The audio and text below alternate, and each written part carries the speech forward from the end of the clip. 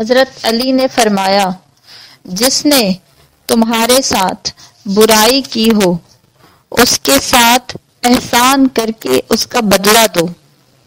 احسان بد زبانوں کی زبان بند کر دیتا ہے۔ احسان لوگوں کو بے دام غلام بنا لیتا ہے۔ نیکی کرو، نرم طبیعت ہو جاؤ گے۔ ایمان کا بہترین جز احسان ہے۔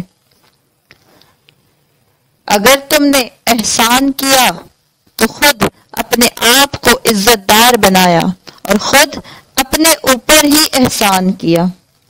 بلا شبہ مومنین احسان کرنے والے ہوا کرتے ہیں۔ بہترین انسان وہ ہے جو اچھائی کرے تو خوش ہو اور بدی کرے تو استغفار کرے۔ اسلام کی زینت احسان کرنا ہے۔ برے سلوک کی مخالفت اچھے برتاؤ سے کرو۔ جس کا احسان بڑھ جاتا ہے اس کے خدمت گزار اور مددگار بہت ہو جاتے ہیں۔